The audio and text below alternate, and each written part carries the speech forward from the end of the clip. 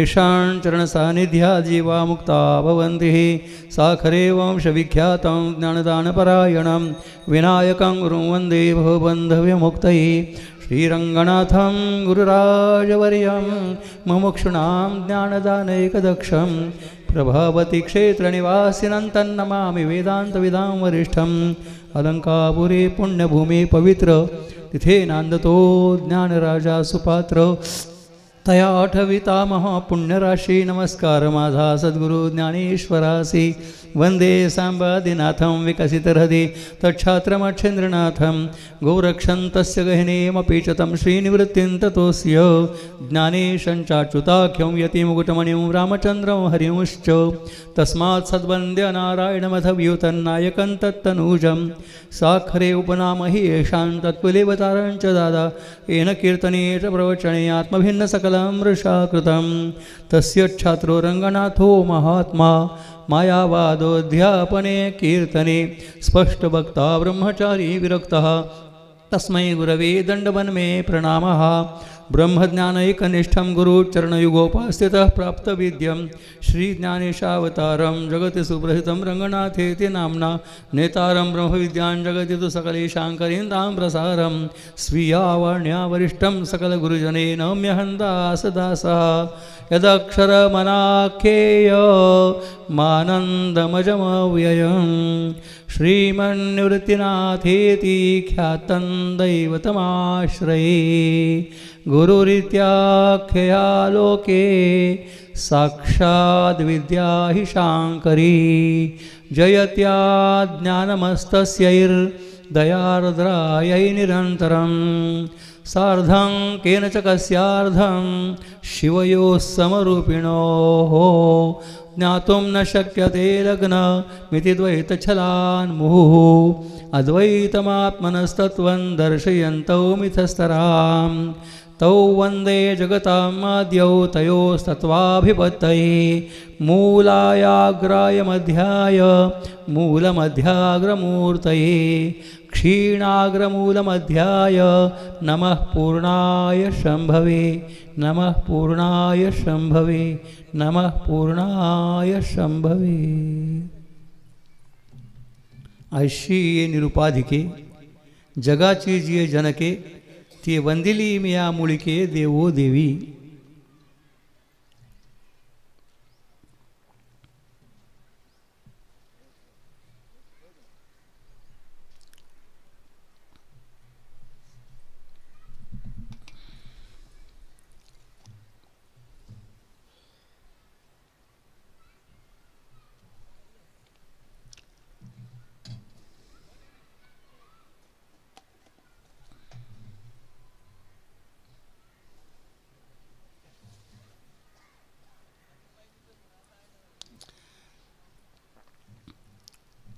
ऐशी निरुपाधिके जगाची जिये जनके ती वंदिली मिया मुळिके देवो देवी। अमृतानुभव ग्रंथाची सुरुवात करण्यापूर्वी एक 5 मिनटं 10 मिनटं मी मारवाडीची कथा सांगणार आहे,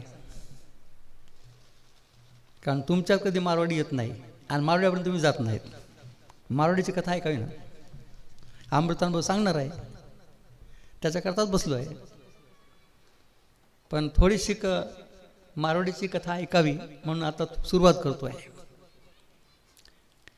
ज्यांचा हा पुण्यस्मरण सोहळा आहे, हरिभक्तीपरायण वैकुंठवासी परमपूजनीय आदरणीय मुरलीधरजी महाराज,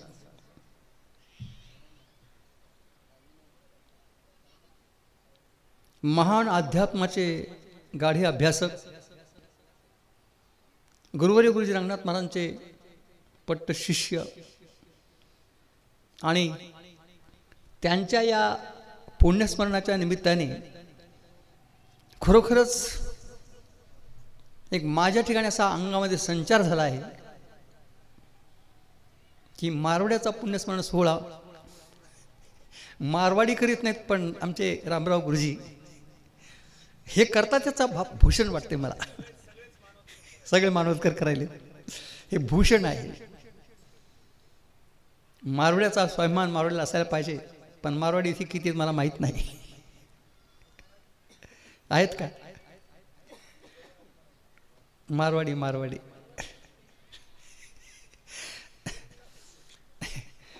मारवाड्याचा रंग कटाप आहे.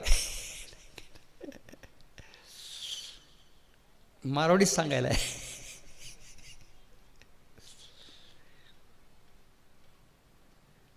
आमचे आदरणीय, पूजनीय, वंदनीय, प्रातस्मरणीय श्रीकृष्णास लोहिया महाराज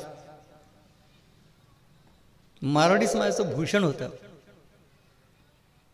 अनेक मारवाड्यांना त्यांनी माळी घालून पंढरीला आणलं.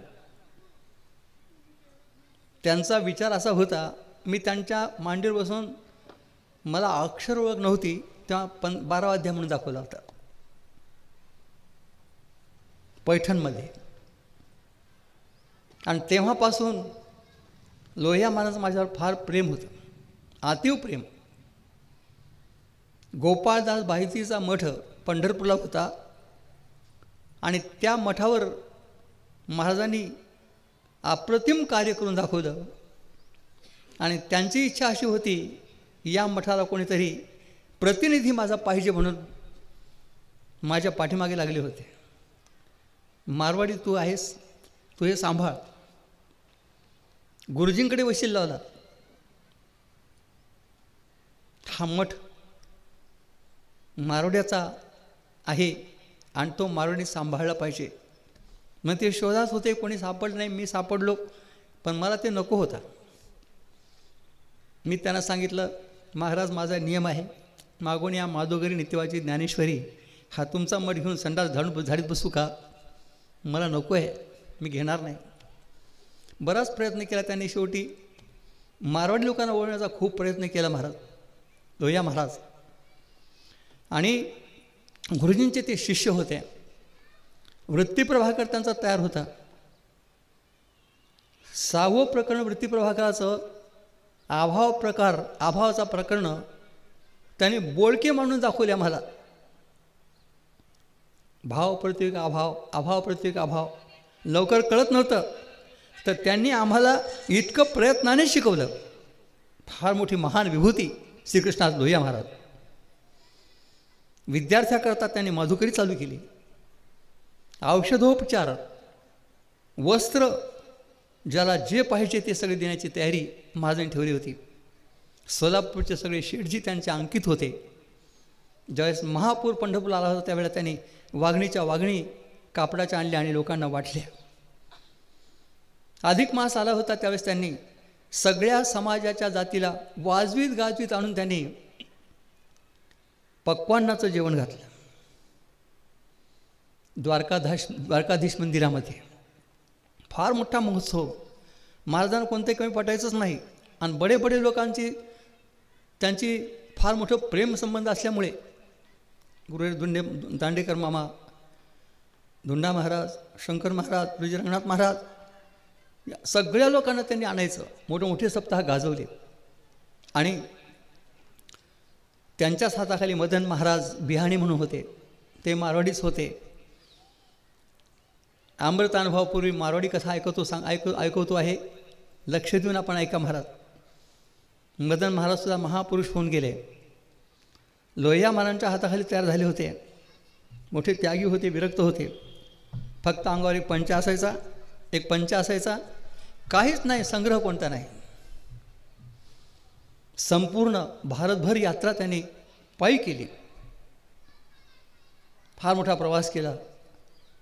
मारवाडी समाजाचा आदर्श म्हणून हे 2 महान पुरुष मी स्वतः माझ्या डोळ्याने बघितले आहेत. श्रीकृष्णास लोहिया महाराज आणि त्यांच्या पाठीमागे मदन महाराज. आपल्या भागातले सांगायचं असेल तर भक्तीचं मूर्तिमंत पुतळा म्हणजे आमचे फळ्याचे मोतीराम महाराज. मोतीराम महाराजांचाही अधिकार सगुण साक्षात्कार होता. बंद करा, काही आवश्यकता नाही, आवाज ऐकायला येत नाही. इतका महत्त्वपूर्ण भक्तीचं रहस्य सगुण साक्षात्कारपर्यंत पोहोचवणारे वैकुंठवासी परमपूजनीय आदरणीय प्रातस्मरणीय मोतीराम महाराज आपल्या परभणी जिल्ह्याचं भाग्य दोन प्रकारे आहे. मूर्तिमंत ज्ञान पाहायचं असेल तर गुरुजी रंगनाथ महाराज परभणीला, आणि मूर्तिमंत भक्ती पाहायची असेल तर फळ्याला आमचे मोतीराम महाराज. एका वेळा त्यांचे 2 कीर्तनं झाली. 2 गावातले लोक सांगत होते, काय भक्ती आहे, काय सेवा आहे.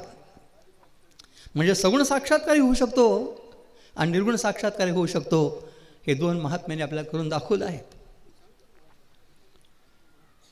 आणि गुरुजी रंगनाथ महाराजाकडे आम्ही 4 जण असे मारवाडी होतो. सगळ्या मारवाड्यातून निवडून मिठाच्या खड्यासारखे 4च फक्त खडे, एक आमचे ब्रिजलालजी भुतडा,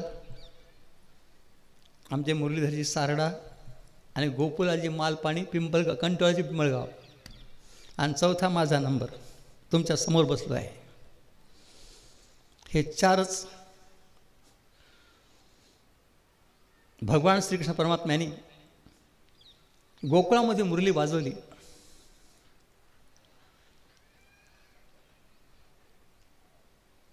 मधुर मुरली वादन गोपिकांमध्ये भगवान श्रीकृष्णाने गोकुळामध्ये केलं. तर आमचे मुरली महाराजांनी मानवतमध्ये श्रीकृष्णाच्या पुढे आपली मुरली अध्यात्म ज्ञानाच्या द्वारा वाजवून दाखवली. हे यथार्थ वर्णन आहे. आज मला सकाळी 3 वाजल्यापासून झोप नाही. हे मुरली महाराज असे चमत्कारी आहेत, या मुरलीला काही गप्प बसू देत नाही. सगळी प्रेरणा त्यांची आहे. महाराज अमृतानुभवाचा विषय ठरला नाही. तुमच्या सप्ताहामध्ये माझा अमृतानुभव कुठे जाहिरात वाचायला मिळणार नाही. मला कल्पना नाही की मला अमृतानुभव सांगायला मानवतला जायचं आहे. आमच्या गुरुजींना तर कल्पनाच नव्हती की इथं अमृतानुभव सांगायला येणार आहेत आणि अमृतानुभव होणार आहे. पण ही इच्छा मुळात मुरलीधर महाराजांची. त्या मुरलीने अशी मुरली वाजवली की या मुरलीला इथं पाठवून दिलं. आता वाजव मुरली, मी नसलं तर काय, मी आहेच. अदृश्य स्वरूपामध्ये आज मूर्तिमंत इथे मुरली महाराज आहेत, विसरू नका. रामराव महाराजांना पुढे केलं आहे. इतकं धाडस त्यांचं आहे की किती खर्च होऊ द्या, मला माझ्या गुरुची पुण्यतिथी साजरी करायची म्हणजे करायची. मला इतका आनंद झाला की आमचे मारवाडी लोक कुठे झोपी गेले मानवतचे, का बरं येत नसतील. एक मारवाडी असा काही प्रयत्न करतो की जो गेला तरीसुद्धा 1 वर्षानंतर पुण्यस्मरण सोहळा साजरा होतो. का बरं त्यांचं महत्त्व वाटू नये. महाराज व्यक्तीचा प्रश्न नाही, जातीचा प्रश्न नाही, हा एक महत्त्वपूर्ण आपल्या जीवनाचा प्रश्न आहे. आपलं जीवन जोपर्यंत आपण परमार्थाला समर्पण करणार नाही तोपर्यंत खरोखरच आपलं जीवन व्यर्थ आहे. किती श्रीमंत असा, सत्ताधारी असा, विद्वान असा, पंडित असा, शास्त्री असा, कोणी असा, जीवनाची सार्थकता त्याच वेळा आहे सद्गुरूची शरणागती आणि सद्गुरूने दिलेला बोध, त्याची अनुभूती घेऊन आपल्यामध्ये रुजवून सगळ्या जगाला प्रदान करणे, हे कार्य आमच्या मुरली महाराजांनी केलं आहे. नसू दे आमची अल्पसंख्या, अगोदरच अल्पसंख्या मारवाडीची आहे, पण त्यातले त्यात परमार्थात तर अल्प अल्प अल्प किती अल्प संख्या पण आहे ना, कुठेतरी स्थान आहे. जोपर्यंत असतात तोपर्यंत त्यांचं महत्त्व वाटत नाही, पण गेल्यानंतर त्यांचा उदू जेव्हा होतं तेव्हा मग कळतं. गुरुजींचं असंच झालं. परभणीमध्ये गुरुजी होते तोपर्यंत आम्ही त्यांच्या दुकानासमोरून गुरुजींना हाताला धरून घेऊन जात होतो तर उठून पाया पडत नव्हते हे कोमटी लोक. गुरुजी जेव्हा गेले तेव्हा त्यांना मग पुष्कळ ती यात्रा जमली, अंत्ययात्रा निघाली, डोळे दिपून गेले. गुरुजी एवढे मोठे होते, आम्ही त्यांच्या पाया पडलो नाहीत, पश्चाताप करू लागले. आता पश्चाताप करीत राहा.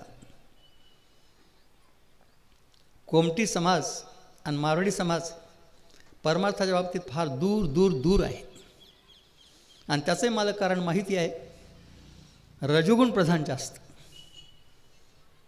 रजोगुणी माणसाला फक्त व्यापार, धंदा, उद्योग आणि पैसा एवढा दिसतो. देवधर्म सांदी पडले सगळं. विषय गोंधळ गाजत असे. असतो बुद्धिमान, असतो धनाढ्य, दानशूर. जेवढ्या पत्रिका आमच्याकडे येतात सप्ताहाच्या, त्यात एका तरी मारवाड्याचं नाव असतंच बरं का. त्याशिवाय सप्ताहच पूर्ण होत नाही. कारण पैसा त्यांच्याकडे आहे आणि ते उदार असतात, जातात, देतातही. पण त्यांचा परमार्थ तेवढाच, त्याच्या पुढं नाही. तेव्हा हे 4 दृश्य मारवाड्याचे तुमच्यासमोर मुद्दाम दाखवतोय. ब्रिजलालजी भुतडा हे माझे सहाध्यायी होते. इतकं सुंदर प्रवचन करायचे आणि एवढी बुद्धिमत्ता होती, खूपच खूप बुद्धिमत्ता होती. अप्रतिम त्यांचं चिंतन आणि विचार ऐकण्यासारखे होते. मी त्यांच्या सान्निध्यात राहिलो, ते माझ्या सान्निध्यात होते.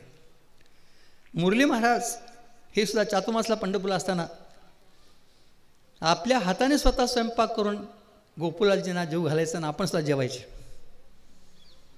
गोकुळाजी मालपाणी हे कंटोल्याचे पिंपळगावचे होते. त्यांना वक्तृत्व नव्हतं महाराज, पण अधिकार फार मोठा होता आणि भूमिका चांगली होती. गुरूंचं श्रवण केलं होतं. ते म्हणायचे, अंतरी गुडगुडा येते, बाह्य वक्तून न शक्य ते. मला अंतरामध्ये गुडगुड होतंय, पण बाहेर बोलता येत नाही. वक्तृत्व नव्हतं.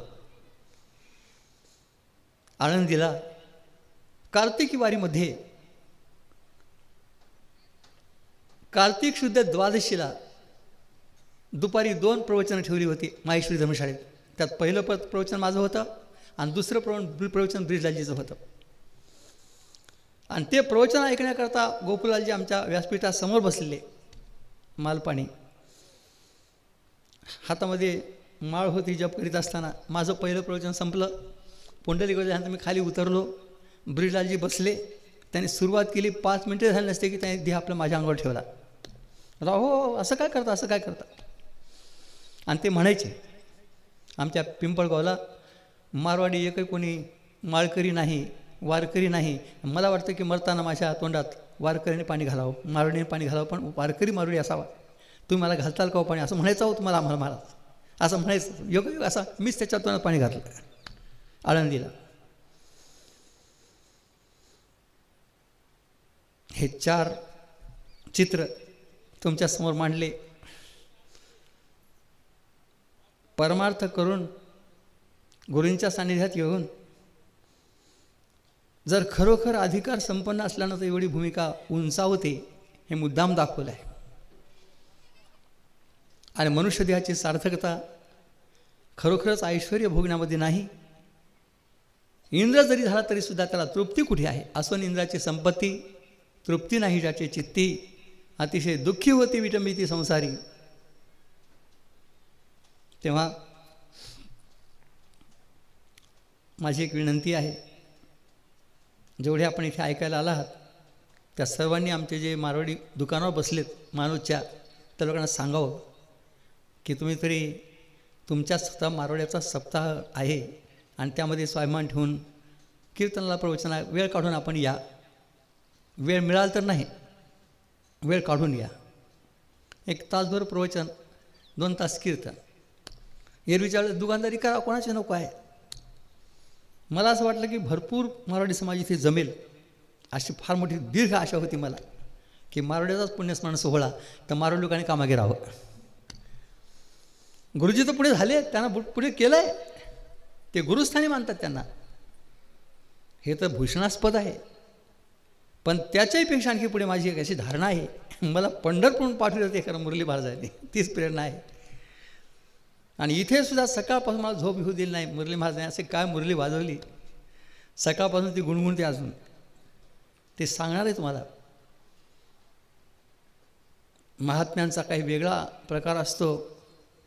जरी ते स्थूल शरीराने केले असले तरीसुद्धा आदर्श स्वरूपामध्ये एक शक्ती राहते आणि ती कार्य करते.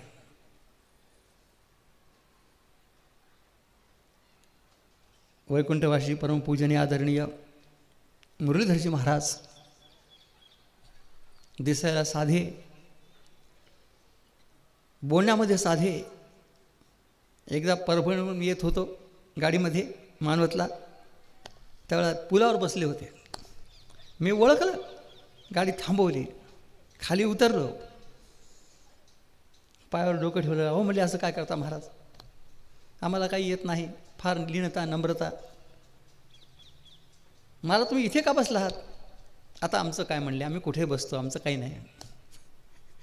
मोकळं अगदी बोलणं, मोकळं वागणं, कुठे अंतरामध्ये कपट नाही, द्वेषभाव मत्सर नाही, सर्वभूती भगवत भाव ठेवून सर्वांना नमस्कार करणे आणि सर्वाविषयी सहानुभूती दाखवणे, मोठा गोड स्वभाव त्यांचा होता. हे मला चांगलं माहिती आहे. पंढरपूरला चातमासा असतानाही सुद्धा, आणि जरी इथे मानवतला राहिले तरी पण कधी कधी मधून आलो, त्यात त्यांचं प्रेम वेगळं होतं. नाही, श्रीकृष्णाच्या मंदिरामध्ये तुम्हा सर्वांना अध्यात्माचे ग्रंथ शिकवले, तेवढा प्रयास त्यांनी केला असेल.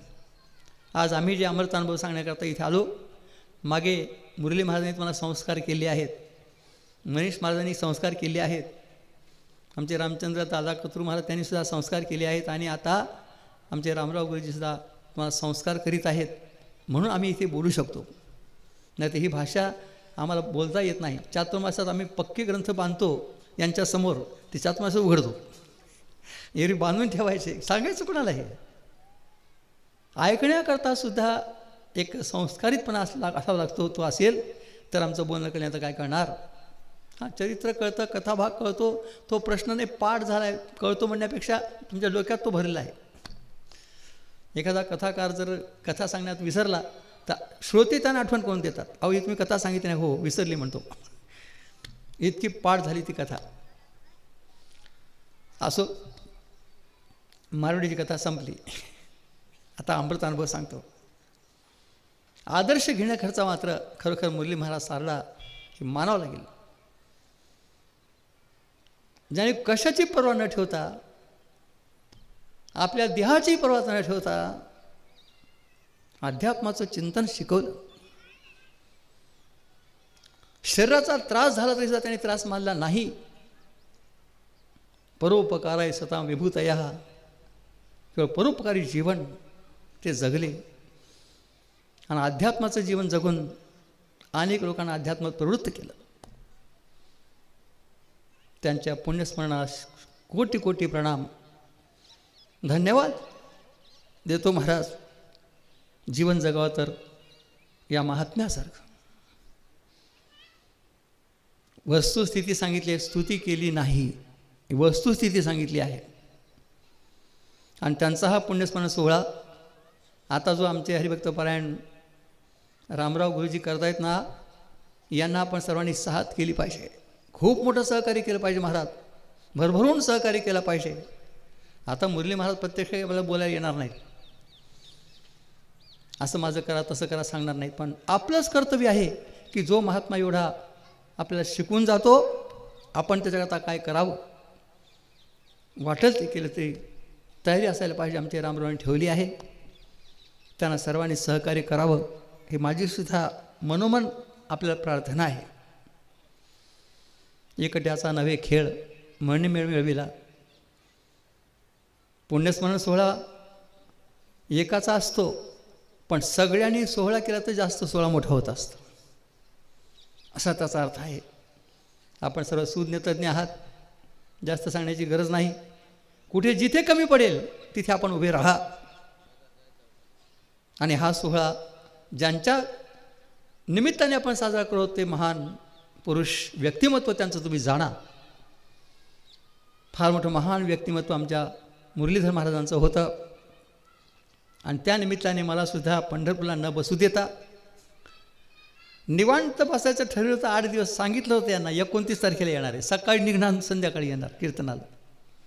मला बसूच दिलं नाही. आश्चर्यच आहे महाराज, मला कधीच असं झालं नाही हो. न सांगता आपण होऊन स्वतः वशिला फक्त तुमच्या इथं झालं आहे, कधीच नाही. माझ्या आयुष्यात एवढं आयुष्य झालं पण कधी नाही. बोलावलं तर जायची तयारी, नाही तर नाही. ही त्यांची प्रेरणा असो. आणि या निमित्ताने अमृतानुभवाची सेवा त्यांच्याच मनात करून घेण्याची आहे. आणि मला निमित्त करून इथे पाठवून तुमच्याकडे इथे व्यासपीठावर बसवलं आहे. काल आपण थोडा विचार केला. अमृतानुभव हा ग्रंथ कोणी वाचावा? ज्याचे सगळे अद्वैत वेदांत ग्रंथ वाचून झाले त्यांनी वाचावा. कारण अद्वैत वेदांत ग्रंथामध्ये जीव ब्रह्मैक्य आणि जगन मिथ्यात्व इथपर्यंतच नेलं आहे. थोडीशी अजून कसर ठेवली आहे. काय कसर ठेवली? मिथ्यात्व तर दाखवलं, पण अत्यंताभावाला दाखवायचा राहिला, तो अमृतानुभवात आहे. अत्यंताभाव. ज्या काली जी वस्तू जिथे भासते त्या काली ती नाही. त्रैकालिक अत्यंताभाव. मागे नाही, आता नाही, पुढे नाही, असू शकत नाही. कसं होणं शक्य आहे? हा जो ब्रह्मानुभूत्यानंतरचा अनुभव आहे तो गुरु पुढे ज्ञानपणे सांगून दाखवला आहे. महाराज, मिथ्या सुद्धा नाही आणि सत्य तर नाहीच नाही. अत्यंताभाव. अमृतानुभव ग्रंथ ज्याचं मिथ्यात्व निश्चित झाला त्याच्यापुढे शिकवण्याकरता, शिकवण्या म्हणण्यापेक्षा आपला अनुभव कसोटीवर घासण्याकरता ज्ञानोबाने अत्यंताभाव दाखवून दिला आहे. जगाचा जगच नाही तर जगत कारण काय सांगावं, आणि जगाचा अधिष्ठांतरी काय म्हणावं. पण असं न म्हणावं तर पोथी काय सांगावी? मग प्रश्नच आहे, पोथी काय सांगावी? तासभर 1.5 तास काहीतरी अमृतानुभव सांगा, काय सांगायचं? असं डबलाने सांगावं लागतं. आता खरोखर जग मागे झालं नाही, आता नाही, पुढे नाही. न झाला प्रपंच आहे बरोबर सांगतो आपण. प्रपंच एक झाला होता, हे समोर मिथ्या वार्ता, पुढे होईल मागुता, कदा कल्पांती घडे ना. नाहीच. एक प्रश्न विचारतो आपल्याला. आता आपण जागे आहात ना, का झोपले? नाही, झोपले नाही, जागे. मग आता स्वप्न मिथ्या का सत्य का अत्यंताभाव? स्वप्न. जेव्हा स्वप्न पडतं तेव्हा सत्य वाटतं, जागे झालं ते एकदा मिथ्या वाटतं. आता मिथ्या का सत्य? बोला ना. दोन्ही नाही. तुमचं सत्यत्व घालण्याकरता मिथ्यात्व सांगायचं आहे. अरे जगच नाही तर सत्य मिथ्याचा विचार काय? अत्यंताभाव. इथपर्यंत गाडी पोहोचण्याकरता अमृतानुभवाची ही रचना आहे मौलींची.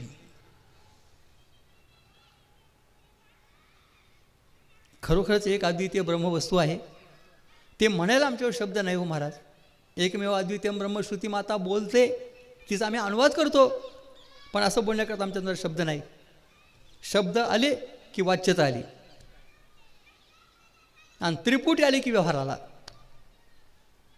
इथे त्रिपुटी नाही, व्यवहार कसला? शब्द नाही तर वाच्यता कसली? बोलत याचे बोलणे खुंटे, सांगत याचे व्यसन तुटे. हे जाणणे साने मोठे उरून येते. वेगळी भूमिका आहे. आवाजच्या व्यवहार्य होणे हे गुरूंचे नेहमी शब्द होते. ब्रह्मानुभूती ज्याला येते तो सांगत बसत नाही, ऐकत बसत नाही, आवाजच्या व्यवहार्य होऊन जातो. आता पुसणे सांगणे दोन्ही नाही. तिथपर्यंत पोहोचायला पाहिजे. मात्र एवढं खरं आहे, त्याच्या अलीकडे सगळा अभ्यास आहे, साधना आहेत, सद्गुरू शरणागती आहे, सगळं काही त्याच्याकरता आहे. केलं पाहिजे. इथूनच तिथपर्यंत जाणार आहेत. आलीची थडी नपवता, पळे जो मागुता. पहिलं द्वीपीची वार्ता काय होय? अलीकडच्याच काठाला आला नाही तर पलीकडची काळ काय करणार आहे? ज्ञानोबांनी दृष्टांत दिला आहे. एक मनुष्य आपल्या घरात येत होता. दारवंटाची जयाचे शिरविले खाचे, परिवरची ठेवली केवी देखे. पलीकडचं काय पाहणार? दरवाजात आल्याबरोबर त्याचं मुंडकं उडवलं तर पलीकडे काय ठेवलं त्याला काय करणार आहे? त्याला काय दिसणार आहे? ब्रह्मानुभूती ही येण्याकरता, कळण्याकरता ऐकण्याकरता आधी सगळे ग्रंथ वाचून झाले पाहिजेत. विचारसागरापासून सुरुवात आहे अद्वैत सिद्धीपर्यंत सगळे ग्रंथ ज्यांनी वाचले आहेत. आणि नुसते वाचले नाही, अभेदाचा निश्चय झाला आणि मिथ्यात्वाचा निश्चय झाला आहे, त्याच्याकरता थोडीशी काही उणीव राहिली ती भरून येण्याकरता अमृत अनुभव आहे. थोडीशी उणीव राहिली राहते. भात शिजला पण तरी थोडा कच्चा राहतो, मग चाचपून बघावं लागतो. डाळ शिजली पण तरी कुठेतरी कच्ची राहू नये म्हणून पुन्हा बघावी लागते चाचपून. तसा अमृतानुभव ग्रंथ आहे महाराज.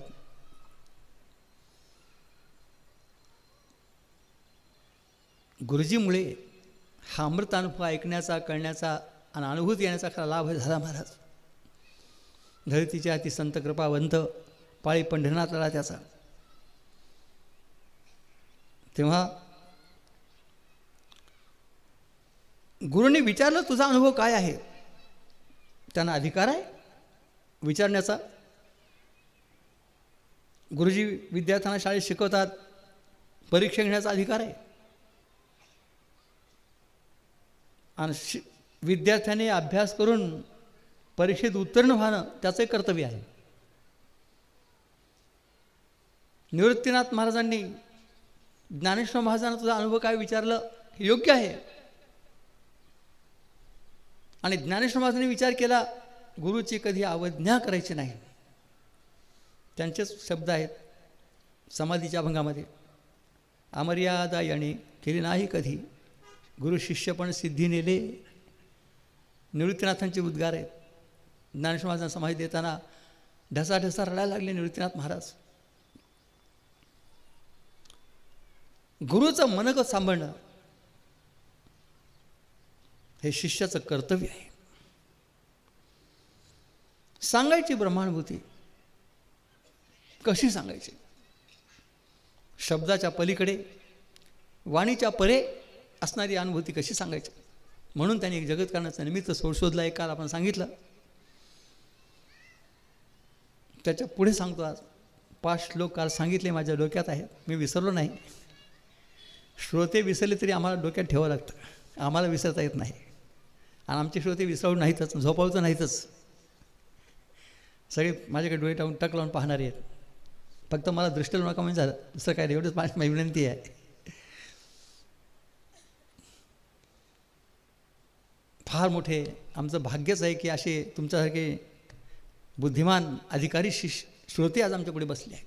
प्रभू तुम्ही महिषाची या मूर्ती, महिषाची या म्हणतो, या म्हैशीच्या नाही, हे महाराज म्हणतात म्हैशीची आहे. काय काय बोलतात हे, काय गुरुजी काय ते बोलतात, महिषाची या मूर्ती. मी दुबळाचे तसे बघते. ज्ञानेश्वर महाराजांनी विचार केला असावा, जगाला ब्रह्मानुभूती कळावीच. आमच्या दोघात आहेच, गुरु महाराजांनी ब्रह्मानुभूती आहे, मलाही अनुभूती आहे, पण जगाला कशी कळेल न सांगितलं तर. म्हणून विचारणाऱ्याने विचारली गुरु महाराजांनी आणि सांगणाऱ्याने मुक्त कंठाने सांगितली. महाराज सांगणाऱ्याने मुक्त कंठाने सांगावे. कोण जाणे कोणा घडे उपासना, कोण या वचना प्रतिपाडी. एवढ्या सगळ्या श्रोत्यामध्ये कोण अधिकारी असेल आणि कोणाला अनुभूती येईल आम्ही काय सांगावं. आम्ही काय सर्वज्ञ आहोत काय. अधिकारी नसेल कशावरून आणि अधिकारी असेल हे तरी कशावरून. फक्त आमचं काम जसं ज्ञानोबराने गुरुपुढे निवृत्तीनाथापुढे आपली अनुभूती सांगितली, तिचा अनुवाद करून तुम्हाला सांगाव्या, बस एवढंच त्याचा अर्थ आहे. आणि आपण स्वतः अनुभव घ्यायचं, हे रिवाज गोष्ट आहे. जगत कारणाचा विचार जेवढा अमृत अनुभवाच्या पहिल्या प्रकरणात ज्ञानोबा मांडला तेवढा कुठे सापडत नाही. महाराज अद्वैत सिद्धी ग्रंथपर्यंत वाचलेत. खंडन खंड खाद्याची सुखी, भेद धिक्कार, अनेक संस्कृत प्राकृत ग्रंथ वाचले, कळले, लिहून घेतले, चिंतन केले, पण जगत कारणाचा विचार आणि ब्रह्मानुभूतीचा विचार जसा अमृतानुभवात ज्ञानोबा मांडला तसा कुठे पाहायला मिळाला नाही, ऐकायला मिळालं नाही. कुठे सुद्धा आम्हाला असं हे दर्शनच घडलं नाही, म्हणजे अमृतानुभवात घडलं नाही. आणि गुरुजी जाताना सांगून गेले, मुरली फक्त अमृतानुभव आणि चांगदेव 65 चिंतन कर. सगळे ग्रंथ पोथ्या बांधून ठेव, परंतु मात्र अमृतानुभव आणि चांगदेव 65 याचं चिंतन नित्य करीत जा. करतोय महाराज. ज्ञानेश्वर महाराजांनी विचार केला, जगत कारण तरी किती लोकांना माहिती आहे, जगामध्ये राहून त्रिपुटीचा व्यवहार करणं माहिती आहे, पण जगत कारण काय आहे हे माहीत नाही, ते माहीत व्हावं एवढ्याकरता महाराजांनी अगोदर सुरुवातीला पहिल्या प्रकरणामध्ये जगत कारण देवदेवीचं वर्णन आणि वंदन केलं आहे. अमृतानुभवाच्या पहिल्या प्रकरणापासून 10 प्रकरणाचं रचना आपल्याला सांगतो आहे, संक्षिप्त सांगतो आहे. पहिलं प्रकरण श्रीगुरूचं नाही, पहिलं प्रकरण जगत कारण देवदेवीचं वर्णन आणि वंदन करण्याकरता आहे. ते वर्णनही अप्रतिम आहे महाराज. मी म्हणतो जगत कारण देवदेवीला तरी माहिती की कोणाला माहिती, जेवढं ज्ञानोबांनी लिहिलंय. देवदेवीच्या जगत कारण आहे त्यात वाद नाही, पण एक आहे असंग आणि एक आहे जड. देवी जड आहे, देव असंग आहे. त्यांना तरी माहिती की नाही जगत कारण कसं झालंय, काय माहिती. ज्ञानोबांनी सांगून दाखवलं आहे.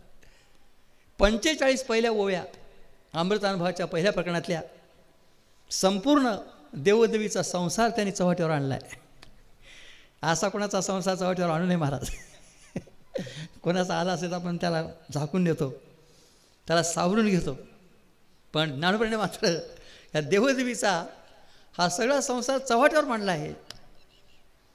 हे आहेत कसे, हे खातात कसे, जेवतात कसे, झोपतात कसे, यांचा व्यवहार कसा चालतो, या दोघात प्रेम कसं आहे, यांच्यापासून लेकरं कोणते कोणते झाले, एवढं काही सांगायची गरज आहे का.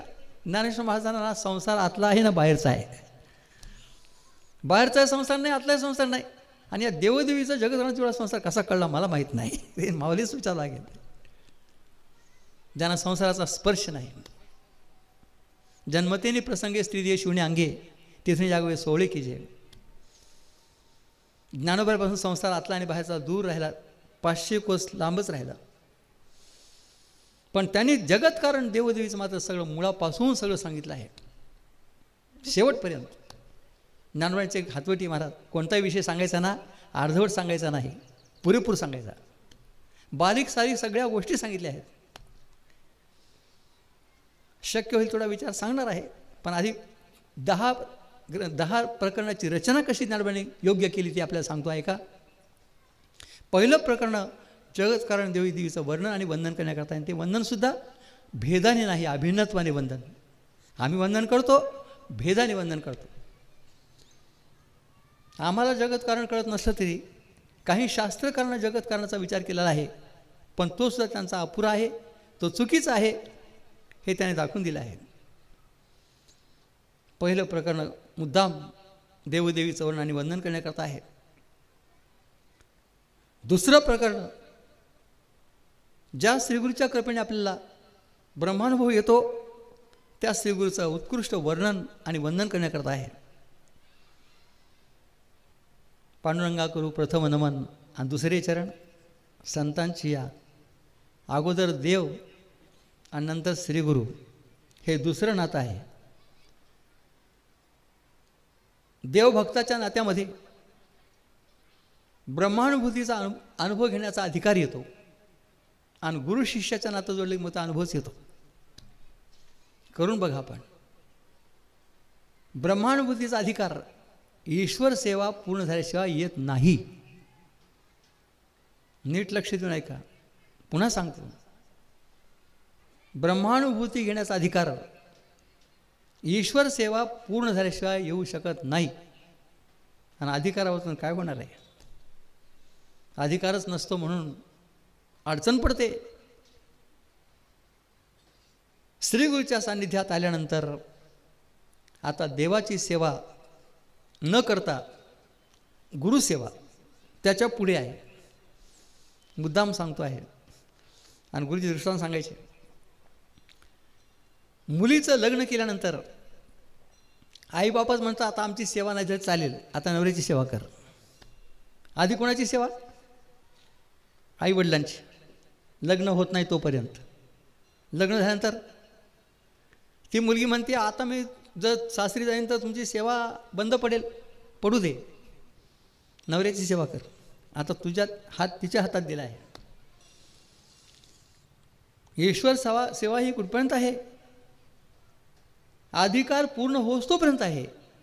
आणि एकदा का अधिकार पूर्ण झाला, त्याचे 2-3 खुणा आहेत, सांगतो महाराज आले तोंडाला म्हणून. सगुण साक्षात्कार होतो, चित्त शुद्ध होतं, शुद्ध चित्तात वैराग्य जन्माला येतं संसाराचं. आणि चौथी गोष्ट आहे योग्य श्रीगुरूची भेट होते. हे ईश्वर सेवेचं फल आहे.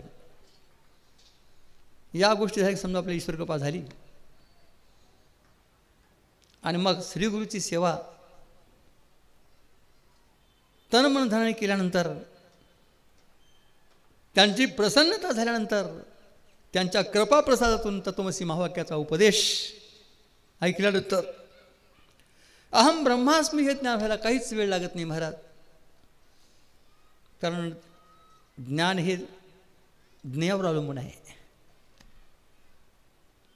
विषयासक्त माणसाला ब्रह्मज्ञान होऊ शकते, फक्त फलीभूत होत नाही. कारण शक्ती कळली ना शब्दाची की ज्ञान होतं. तू गाढव आहेस, कळलं की नाही? कोणताही शब्द उच्चारा, शब्दात शक्ती आहे ज्ञान करून देण्याची. तसं तू ब्रह्म आहेस, विषयासक्त माणसाने ऐकलं तरी ज्ञान होतं, फक्त फलीभूत होत नाही, म्हणजे ब्रह्मानुभूती येत नाही. का? अधिकार नाही.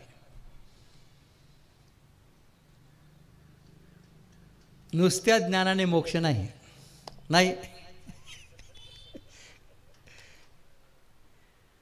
ज्ञानाने मोक्ष तर वेदांतशास्त्र सांगतो, ज्ञानादेवत कवेलम.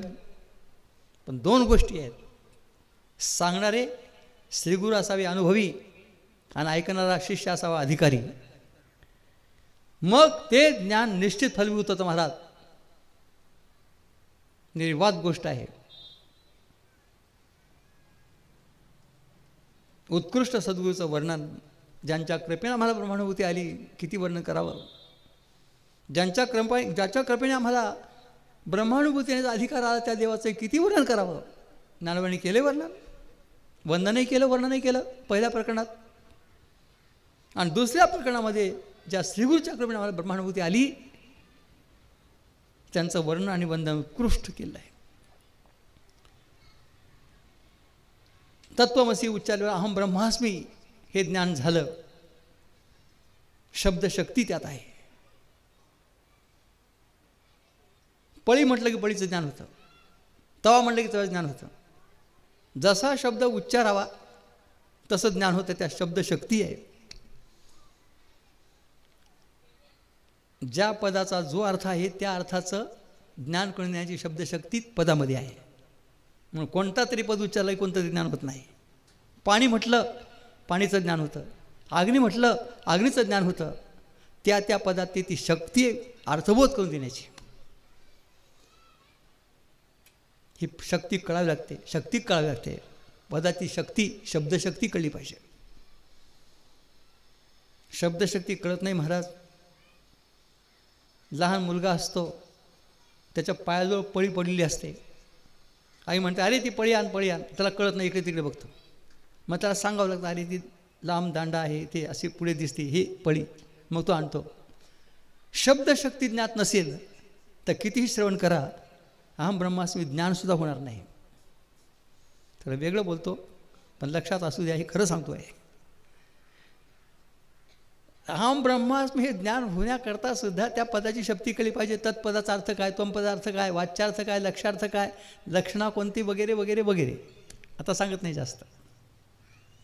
शब्दशक्ती कळली पाहिजे तर अहम ब्रह्मास्मी ज्ञान होईल. पण तरीसुद्धा काम झालं नाही, इथपर्यंत झालं तरी नाही झालं. मक्का तो दूर आहे, अजून लांब आहे. आता काय राहिलं? झालं अहम ब्रह्मास्मी ज्ञान. शब्दशक्ती कळली, श्रीगुरूच्या मुखाने महावाक्य ऐकलं आणि अहम ब्रह्मास्मी ज्ञान झालं की माणसाला थोडं कृतकृत्य झालं असं वाटायला लागतंय. हो आम्ही झालो, आता मुक्त झालो. इथे फसवणूक पण आणखी आहे, इथे फसवणूक पण आहे. फसण्याच्या जागा फार आहेत महाराज, लक्षात ठेवा. फार जागा फसण्याच्या. आणि म्हणून माणसं वाहत जातात, जागेवर राहत नाहीत. जागेवर ठेवावं लागतं, पुन्हा चिंतन सांगून, पुन्हा त्याला श्रवणात बसून त्या जागेवर ठेवावं लागतं. जागेवर राहत नाहीत, वाहत जातात. अहम ब्रह्मास्मी ज्ञान ज्या वृत्तीने झालं आहे, ती वृत्ती ब्रह्माकार झाली, होणं योग्य होती. ब्रह्माकार वृत्ती जर न झाली तर अज्ञानासह भ्रम जाणार नाही.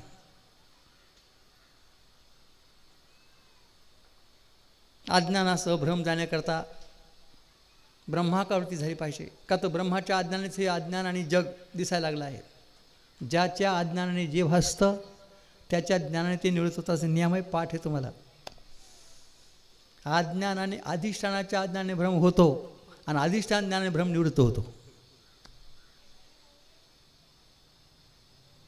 जोपर्यंत अधिष्ठानाचं ज्ञान होणार नाही, जगातले तुम्ही लाख ज्ञान मिळवा, भ्रम जाणार नाही आणि अज्ञान तर जाणारच नाही. रज्जूचं रज्जूपणे ज्ञान व्हावं तरच सर्प जातो, सर्पाचं ज्ञान जातं.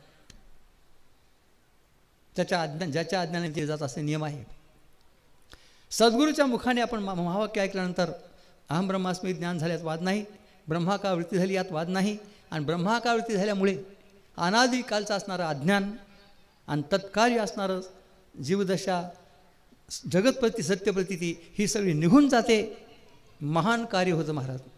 असं कोणत्याही ज्ञानामध्ये वृत्ती जरी तदाकार झाली तरी होऊ शकत नाही, ते कार्य होऊ शकतं. तत्वमसी महावाक्यात अशी शक्ती आहे, अज्ञानासह भ्रम निवृत्त करण्याची मोठी शक्ती आहे. म्हणून वृत्ती करायची ठरली तर ब्रह्माकार करा महाराज, अनात्माकार करू नका. घटाकार, पटाकार, मठाकार, बायकोच्या आकाराची करायची नाही.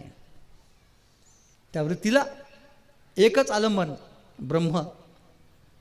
अधिष्ठान ब्रह्माकार वृत्ती सतत राहत गेली की ती अज्ञानाचं आवरण दूर करून भ्रम निवृत्त करते. इथपर्यंत काम त्या अहम ब्रह्मास्मी वृत्तीचं आहे. वृत्ती असावी, पण त्याच्या पुढे शिकवायचं ती वृत्ती न राहिली पाहिजे. इथे पण धोकाच खाला. अहम ब्रह्मास्मी वृत्ती राहिली तर ते वृत्तीसुद्धा एक प्रकारने अविद्या गेली, दुसऱ्या वेळी ती आलीच. हे सांगण्याकरता तिसरं प्रकरण आहे. अमृतावर तिसरं प्रकरण आहे, याच्याकरता आहे. ज्ञानेश्वरांनी दृष्टांत दिला आहे, जिती अविद्या ऐसी अन्यथा बोधा ते किवसी, तेच यथा बोधेसी निमाली उठी. मेलेली अविद्या पुन्हा जिवंत होते. हा ते भूत लागतं मग मागे, मी ब्रह्म आहे, मी ब्रह्म आहे म्हणण्याचं. किती नाजूक शिकवले महाराज गुरु ज्ञानोबरांनी. आमच्या गुरु दृष्टांत सांगायचे, एका माणसाची बायको होती, एकच होती. अशी कजाग होती महाराज, लग्न झाल्यामुळे कधी गोड बोलली नाही, कधी जेवायला चांगलं घातलं नाही, भारी त्रास दिला त्या नवऱ्याला. 8 दिवस झाले, 15 दिवस झाले, आता तरी बरी होईल. कशाची बरी होते ती? जास्तच वाद वाढत गेला. त्रासून गेला बिचारा, कुठपर्यंत सहन करणार. आपल्या मित्राला सांगितलं, मित्रा काय करू रे, लग्न झाल्यापासून मला सुखच नाही म्हणा बायकोचं, काय करावं काय नाही. तो मित्राने सांगितलं, मग असं करणं नाही ना तुला सुख. रात्री झोपली, दगड घे, डोक्यात घाल, मारून टाक. पिटकटकट गेली. आणि आपलं काहीतरी भानगड होऊन जाईल, लोक माझ्यावर आक्षेप घेतले. मी गावचा सरपंच आहे, सगळी वाट लावून टाकतो, तू काय काळजी करू नकोस. त्याने त्या मित्राचं ऐकलं महाराज. रात्री झोपली, मोठा दगड घेतला, डोक्यात घातला, मारून टाकली. बरं झालं, पिढा गेली म्हणलं. पुढे पंचनामा झाला, सगळं काही त्याची विल्हेवाट लावली. रात्रीच्या वेळेला ती बाई पुन्हा आली ना दारावर, कडी वाजवली. ह्याने अजून विचारलं, तुम्ही कोण आहेस? तुमची बायको आहे. त्याला बरं झालं, लग्न न करता बायको आली. त्याने आत घेतली. आता ती बायको आहे का हाडळ आहे? आता आधी घरी आल्यानंतर त्रास देत होती, आता ऑफिसमध्ये गेलं तरी बरोबर येते. आता चांगले का? आता तसं मी ब्रह्म हे हाडळ. एका रूपाने अविद्या गेली, अज्ञानाचं आवरण आणि भ्रमनिवृत्त करून गेली. पण अहम ब्रह्मास्मी ज्ञानाच्या वृत्तानं उठलीच पुन्हा. ती सुद्धा बाधक आहे. एखाद्या ब्राह्मणाने सोळ नेसला आहे, पण आत लंगोटी असेल तर लंगोटी चालणार नाही. सवळं म्हणजे सवळं. तसं अहम ब्रह्म मी ब्रह्म सतत म्हणत राहिला ते ब्रह्माकार वृत्तीसुद्धा अंतःकरणाचाच परिणाम वृत्ती आहे आणि अविद्येचं कार्य अंतःकरण आहे. अविद्येचं कार्य अंतःकरण आणि अंतःकरणाचा परिणाम वृत्ती आणि ती वृत्तीचं अहम ब्रह्म या रूपाने राहिली तर पुन्हा अविद्याच आहे का कोणात आहे ओळखाणं तिला. मी जीव आहे कर्ता भोक्ता प्रमाता आहे सुखी दुःखी आहे जन्मवन धर्मवान आहे बायकोचा नवरा मुलाचा बाप घराचा मालक या रूपाने अविद्या आहेच तुमच्या उरावर. ही जिवंत अविद्या आहे जिवंत अविद्या आहे. पण अशा रूपाने तरी कोणी पुन्हा अविद्याच आहे ओळखा की ती अविद्या चिवट आहे. लक्षात घ्या महाराज आणि आपण सावध राहा. जाता जात नाही महाराज ती. एखादा पाहुणा जसा चिवट असतो घालण्याचा प्रयत्न काय जातच नाही लवकर 2 दिवस मुक्काम करणार असतो. तशी ही अविद्या अशी चमत्कारी आहे लवकर जाता जात नाही. त्या वृत्तीला नष्ट करण्याकरता आता काय प्रयत्न आहे सांगतो महाराज. आधी अहम ब्रह्मास्मी वृत्ती निर्माण केली पाहिजे तर ती घालवली पाहिजे.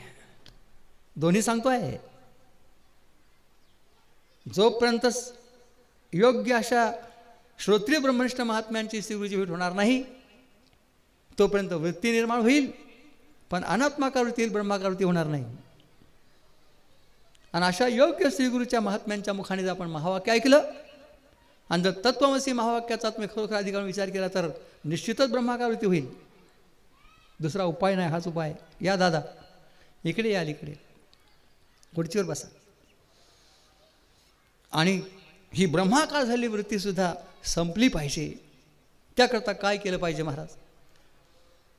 तसं तर वृत्ती राहत नाही कारण तिचं अज्ञान हे जे कारण आहे तेच गेलं तर कार्य राहील कसं. वृत्ती कार्य आहे अज्ञान त्याचं कार्य आहे. उपादान कारण के नाश में भाव कार्य का नाश होवे है पंचपादिका का नियम है. वृत्ती प्रभागात पंक्ती आहे वाचा आपण 8व्या प्रकाशामध्ये. उपादान कारण के नाश में भाव कार्य का नाश होवे है पंचपादिका का नियम है. वृत्तीचं उपादान कोण अज्ञान. तेच जर गेलं तर वृत्ती राहते कशी. पण राहत नाही असंही नाही. एखाद्याची राहते. खुर्ची द्या महाराजांना बसायला दादांना खुर्ची द्या. इकडे बसा दादा अलीकडे बसा इथे बसा माझं. वृत्ती राहते आणि राहत नाहीही असे 4 दृष्टांत ज्ञानोबांनी दिले आहेत.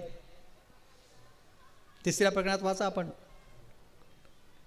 अज्ञान गेल्यानंतर वृत्ती राहत नाही असे 4 दृष्टांत आहेत. आणि जरी अज्ञान गेलं तरी वृत्ती राहते त्याच्याकरता 4 दृष्टांत दिले आहेत. अंगाला आपण फसवलं तरी त्याचे पांढरेपणा राहतोच की नाही. मृते लोहे होती पण रसरूपे जिती. त्यावेळी वाचा आपण 3ऱ्या प्रकरणात 4 दृष्टांत दिले आहेत. जातेही अज्ञानच गेलं वृत्ती राहील कशी. पडून गेल्या भिंती चित्राची कडून माती. ज्या भिंतीच्या आधाराने चित्र काढले ती भिंत पडली तर चित्र राहतात का. तसं अहम ब्रह्मास्मी या ज्ञानामध्ये अशी शक्ती आहे की ब्रह्मविषयक अज्ञानच निवृत्त झालं आहे. मूल अज्ञान निवृत्त झालं आहे. आता वृत्ती राहील कशी. भिंत पडल्यानंतर चित्र राहत नाही तसं उपादान कारण गेल्यानंतर कार्य राहत नाही. वृत्तीचं उपादान कारण अज्ञान आहे. ब्रह्मविषयक अज्ञान आहे. ब्रह्माकार वृत्ती झाली ब्रह्मविषयक अज्ञान गेलं आहे तर वृत्ती राहतेच कशी. पण राहत नाही असंही पण नाही. दोन्ही बाजू सांगतो आहे. अधिकार जर कमी असेल तर वृत्ती राहते. अहम ब्रह्म उड्या मारायला लागतो.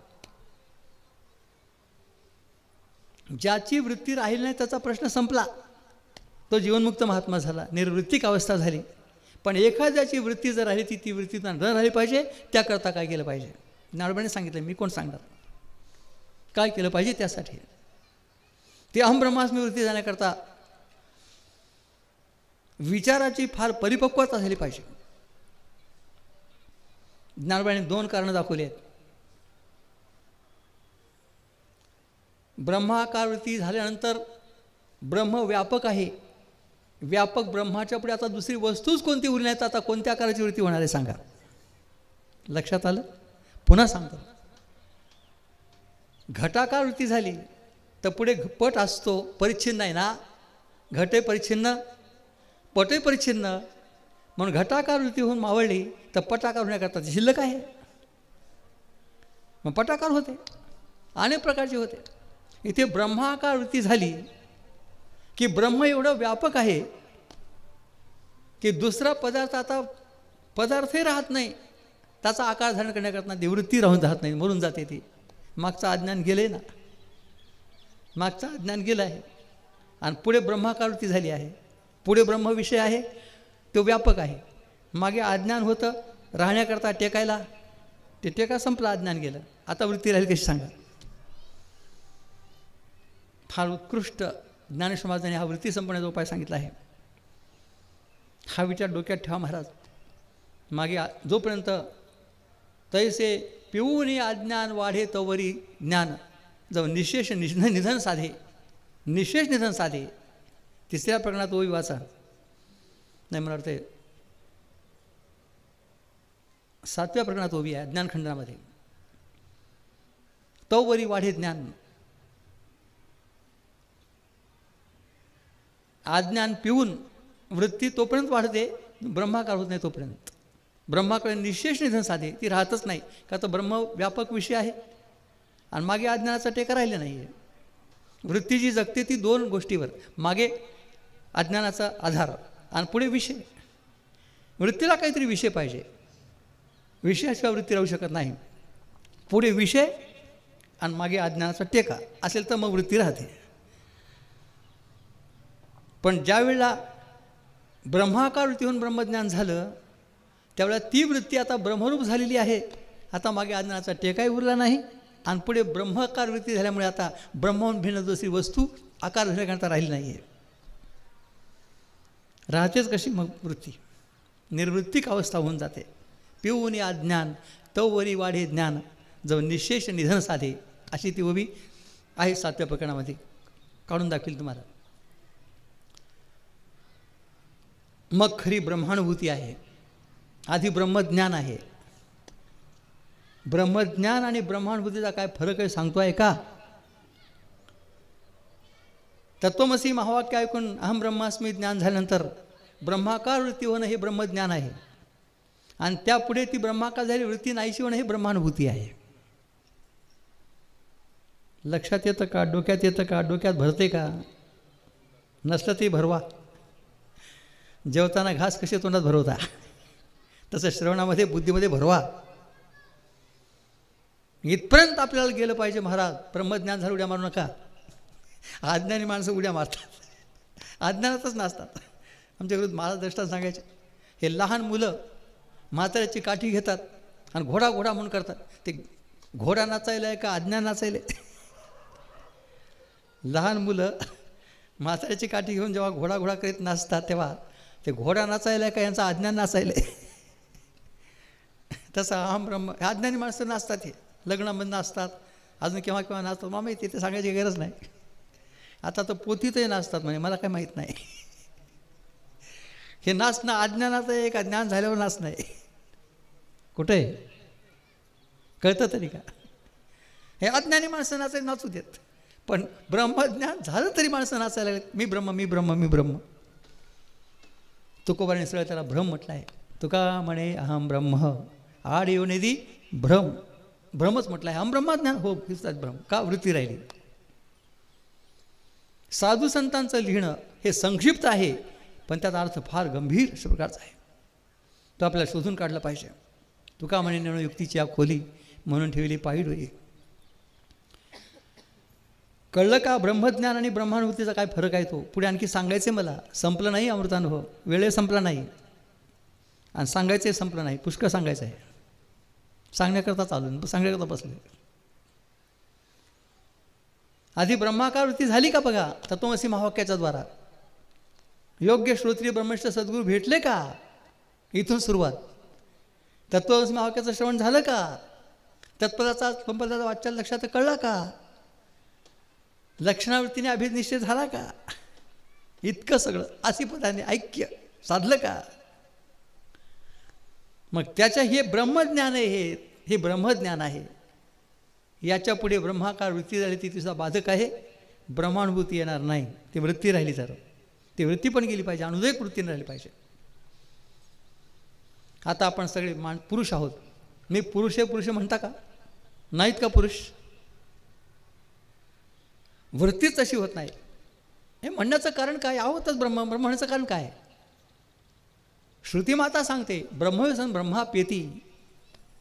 अब्रह्माला ब्रह्मभाव प्राप्त होत नाही, ब्रह्मालाच ब्रह्मभाव प्राप्त होतो. प्राप्त होतो म्हणजे भ्रम जातो.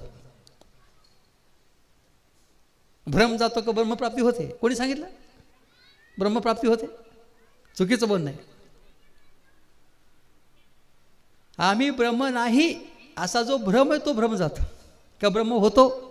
पहिलाच आहे. रवी होय ते तोची आहे, परी काय कीजे, काय कीजे.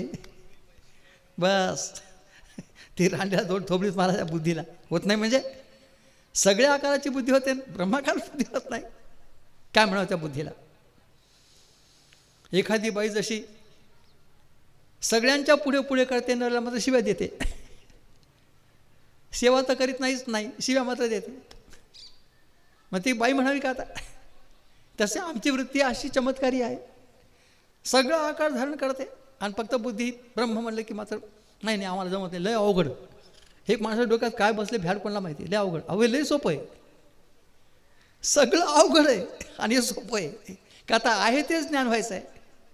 नसलेल्या वस्तू मिळणं म्हणजे संसार आणि असलेली वस्तू करणं आपण असा निश्चय करणं म्हणजे परमार्थ. कोणतं सोपं पडते सांगा? बायको घरात आहे का? बाहेरून आणली का घरात होती? पैसा घरात आहे का? बाहेरून आणला का घरात होता? आता सगळं लावून घ्या. नसलेल्या वस्तू सगळ्या बाहेरून आणण्याकरता किती त्रास सहन करता, तर असलेली आम्ही वस्तू आम्ही आहोत असा निश्चय करायला किती वेळ लावता आणि अवघड काय म्हणता? हे तुम्हाला करायचं नाही. आम्हाला चांगलं नाचू कशी? अंगणवाग नाही, तुला नाचता येत नाही. खरा अर्थ असा आहे.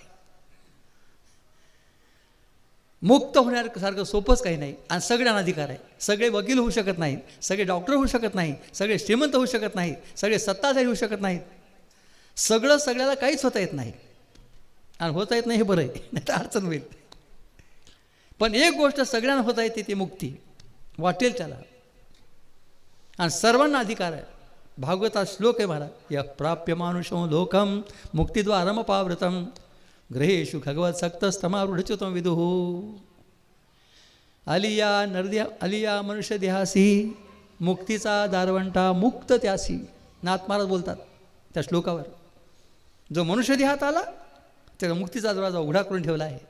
तुम्ही दरवाजून जात नाही त्याला मी काय करणार? वाटेल त्याला मुक्त होता येतं. म्हातारपणात मुक्त होता येईल. मरता मरता 1 तास उरला. कोणाला? आम्हाला तर पुष्कळ तास उरले. खटवांग राजाला 1 तास उरला होता म्हणे, त्याच्यात तो मुक्त झाला. आम्हाला तर कितीतरी तास कितीतरी दिवस बरेच दिवस तुम्ही वाचणार आहात. आम्ही आशीर्वाद देतो आहे, काही अडचण नाही. फक्त मनात आणा की आम्हाला मुक्त व्हायचं आहे. जसं मनात येतं आम्हाला श्रीमंत व्हायचं आहे, मनात येतं डॉक्टर व्हायचं आहे, वकील व्हायचं आहे, बायकोचा नवरा व्हायचा आहे, मनात येतं आहे. तसं हे मनात येतं आम्हाला ब्रह्म व्हायचं आहे. ब्रह्म जिज्ञासा ठेवा. हे फार सोपं आहे महाराज. आम्हाला सवय नाही, संस्कार नाही आणि प्रत्येक वेळा आमची धाव मनाची विषयाकडे असते. अवघड वाटतं. हे अवघड वाटण्याचं कारण आहे. फार सोपं आहे, कोणालाही वाटेल त्याला.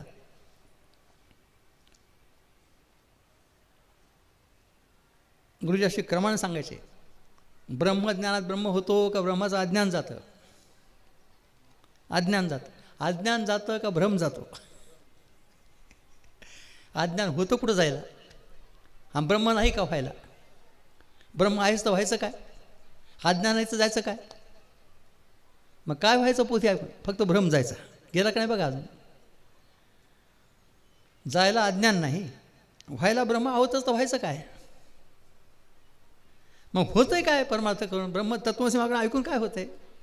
तुमच्या डोक्यातलं भ्रम जातो. एका जनार्दनी पूर्ण कृपा केली, भ्रांती निरसली मनाची, हे नाथ मला सांगता, फक्त मनाची भ्रांती गेली.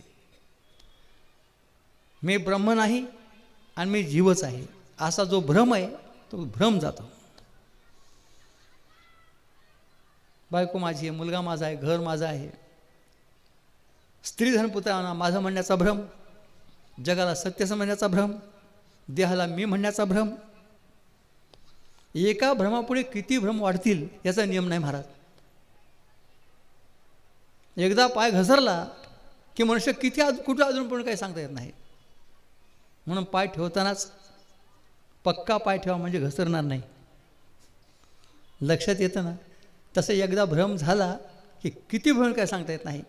आणि गुरुजींनी तर पहिला सांगितलं आहे महाराज, पहिल्या प्रकरणातच ज्ञानोबांनी अव्यवहाराचा व्यवहार करून दाखवला. इथेच चुकलं आहे. आम्ही अव्यवहारी असताना सुद्धा व्यवहारात का म्हणून याचे सांग व्यवहार का झाला अगोदर. त्यात पुन्हा मग सत्वगुणाचा व्यवहार, तमोगुणाचा व्यवहार, रजगुणाचा व्यवहार आणि त्या व्यवहारात दुःखाचे खेटर आणि जन्मनाचा फेरा बसा फिरत. कोणी सांगितलं मला हे? डोकं ठिकाणावर येईल का? यायला बरं झालं. आमच्या प्रवचनाला मग फल झालं. तुमच्या डोक्या ठिकाणी आणण्याकरताच माझं प्रवचन आहे. नुसतं प्रवचनकार म्हणून प्रवचनकार मी नाहीच. डोके ठिकाणी आणि माझं आले म्हणून आणतोय. माझंच नसतं तर मी काय सांगितलं असतं. मी असं दुकानदारी करत बसलो. आत्ताची मारवडी करतात ना आमचे मानवतला दुकानावर, घी को पैसे पैसे को घी, तसं आम्ही केलं बसलो. असं काय केलं असतं आम्ही. ही तर गुरूंची कृपा आहे महाराज, मोठी कृपा आहे. कृपा केली संत जनी, लाविले भजने श्री हरीच्या, नाही तरी या जातो वाया, लक्ष भोगाया 84. मोठी कृपा झाली संतांची, अपार संत. मनुष्यासारखा देहासारखा देह मिळाला असताना सुद्धा दुर्लभ देव, दुर्लभ असणारा मनुष्य देह म्हणून सुद्धा माणसं वाया जातात. आणि काही नाही माते, येताना आणलं नाही, जाताना न्यायचं नाही. इथंच घ्यायचं, इथंच भोगायचं, इथंच ठेवायच्या मारामाऱ्या किती करीत बसतात, आयुष्य फुकट घालतात. सगळ्यांना पैसाच मिळवायचा आहे. परमार्थ करून तेच, संसार करून तेच, सगळं करून तेच. ते काय पैसा म्हणजे काय लक्षात येत नाही. आश्चर्य वाटते मला. एकदा भगवान महाविष्णू वैकुंठामध्ये बसले असताना महालक्ष्मी जवळ बसली आहे. नवऱ्याने बायकोशी विनोद करणं योग्य आहे. विनोद करण्याकरता तर बायको केली आहे. भगवंतानी महालक्ष्मीला प्रश्न विचारला, का गं लक्ष्मी, सगळं जग तुझ्या पाठीमागे लागतं, मला कोणी विचारित नाही. दीपावलीला लक्ष्मीपूजन का देवाचं पूजन? लक्ष्मीपतीचं पूजन नाही, लक्ष्मीचं पूजन. लक्ष्मी मम ग्रहे स्थिरो भव, ते म्हणजे लात मारून जाणार आहे. सगळ्याला काय करणार आहे. दीपावलीला लक्ष्मी पूजन आहे. लक्ष्मीच्या पण मला विचार करा महाराज, व्यवहारात साधी गोष्ट कशी कळत नाही. एखाद्या नवऱ्याच्या बायकोला सांगितलं, बाई तुम्ही या, नवऱ्या आणू नका. ती बाई काय म्हणेल, पायातला चप्पल करून माढील. मी ये म्हणजे मी कसं येणार माझ्या नवऱ्याला सोडून? कळतं नाही. मग तसं लक्ष्मीला आपण बोलावतो, लक्ष्मीची पूजा करतो, लक्ष्मीची स्थापना करायची, लक्ष्मीची आराधना करायची आणि लक्ष्मीपतीला विसरून जायचं. ती लक्ष्मी म्हणते, अहो भगवंतांनी मेहनत केला, सगळं जग तुझ्या पाठीमागे, मला कोणी विचारित नाही. लक्ष्मीनं उत्तर दिले ते ऐकण्यासारखं आहे महाराज. ऐका, महालक्ष्मी आता म्हणाली, अहो सगळं जग जरी माझ्या मागे असलं तरी मी तुमच्या मागे आहे, मी तुम्हाला सोडून जाणार नाही. लक्ष्मी स्थिरावली मुकुंदी जैसी. लक्ष्मी चंचल आहे. आणि आपलं जीवन दोन गोष्टीवर आधारित आहे, एक आयुष्य आणि एक लक्ष्मी. ते आयुष्य आहे पाण्याच्या बुडबुड्यासारखं. पाण्याचा बुडबुडा माहिती निर्माण झाला की लगेच नाहीसा होतो. आणि लक्ष्मी आहे विजेसारखी चंचल. वीज म्हणजे आता ती तारे तारकवली तशी वीज नाही, आकाशात चमकते ती वीज.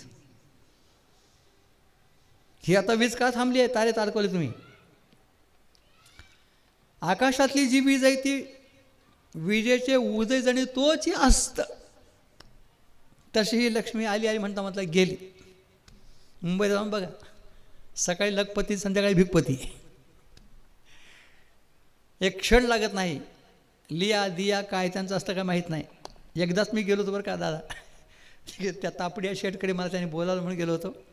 आणि ते होते सटोडे, त्यांच्या घरी बायको नाही मुलं नाही, गावाला गेले होते, ते एकटेच होते. मला त्यांनी बोलावलं. आता त्यांनी अशी पंचायत झाली, महाराजाला घरी ठेवावं तर महाराजांनी काही नेलं तर काय करावं. बरं बरोबर न्यावं तर महाराजाला कसं म्हणत चला आता बाजारामध्ये. अडचण झाली.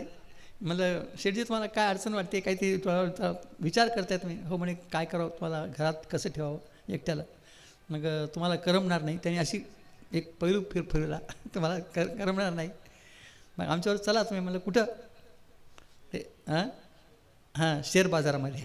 म्हणलं माझं काय घेणं आहे, नाही तुमचं काही घेणं नाही, तुम्ही गाडीत बसून राहा, मी माझं करतो म्हणले, पण जाणं भागच आहे मला. चला म्हणलं गाडीत गेलो. काय कर्कश ओरडत होते महाराज, इथलं स्पीकर तरी आपला कमी. लिया दिया लिया दिया काय घेतलं काय द्या काय माहीत नाही. शेठजीला नमस्कार केला, म्हणलं पुन्हा मला बोलू नका, येणार नाही. लक्ष्मी चंचल आहे, लक्ष्मीपती भगवान स्थिर आहे. कोणाला पकडायचं सांगा महाराज. आचलो यं सनातनः, गीता सांगते लक्ष्मीपती हा स्थिर आहे, अचल आहे, त्याला धरा. लक्ष्मीच्या मागे लागणारे लोक, चंचल असणारी लक्ष्मी कशी काय तुमच्या हाताला येईल. बरं ती महान पतिव्रत आहे, महाविष्णू सोडून कशी तुमच्या घरी येईल, विचार करा. आणि सगळे माणसं तिकडेच गुंतलेले आहेत. हमान टाईम कोणी, मान आवन टाईम कोणी. काही काही दुकानदाराला मी म्हणतो चला पोथीला, नाही मान टाईम कोणी, मला घणं काम आहे, रिकामे काम, घणे काम, कसले काम काय माहिती. मनुष्य देहासारखा देह मिळाला, अहम ब्रह्मास्मी अगदी वृत्ती निर्माण व्हावी आणि ती सुद्धा जावी, हे सांगण्याकरता तिसरं प्रकरण आहे. आणि चौथं आणि पाचवं प्रकरण ब्रह्मानुभूती सांगण्याकरता आहे. महाराज काय अप्रतिम सांगून दाखवली आहे. आपल्याला दोनच गोष्टी माहिती, ज्ञान नाही तर अज्ञान, अज्ञान नाही तर ज्ञान. ज्ञानोबराने ब्रह्मानुभूती सांगताना तिसरं सांगितले, ज्ञानातील स्वयंप्रकाश ज्ञान. आपल्याला दोनच माहिती आहे, जे सत नसतं ते असत असतं आणि असत नसतं ते सत असतं. ज्ञानेश्वर महाराजांनी आपली ब्रह्मानुभूती सांगताना सतासताच्या पलीकडे एक सत आहे, सत असताच्या पलीकडे एक सत, ज्ञान अज्ञानाच्या पलीकडे एक ज्ञान, आणि सुख असुख रहित एक सुख. ज्ञानोबा दुःख शब्द वापरत नाहीत. ज्ञानोबांची भाषा अशी काटेकोर आहे महाराज. आणि ज्ञानोबा हे शब्दसृष्टीचे राजे असल्यामुळं अद्वैत वेदांत ग्रंथात ते शब्द घेतले नाहीत, त्यांनी स्वतंत्र शब्द निर्माण केलेत. सुख असुख रहित सुख ऐकलं का कधी कानाने, भोगलं का कधी, भोगलं तर नाहीच, कानानं ऐकलं सुद्धा नाही. हे ऐकावी अमृतानुभवाच्या चौथ्या पाचव्या प्रकरणामध्ये. काय असते ब्रह्मानुभूती, ज्ञानातीत स्वयंप्रकाश ज्ञान, सत असत रहित त्रिकाला बाधित सत, आणि सुख असुख रहित असं निर्विषयक सुख, ही अनुभूती चौथ्या आणि पाचव्या प्रकरणात सांगून दाखवली. काय त्या ओव्या, काय महाराजांची लेखणी, आणि त्याला दृष्टांत दिले आहेत. चौथा आणि पाचवं तरंग प्रकरण अप्रतिम ब्रह्मानुभूती सांगण्याकरता स्वतंत्र आहे.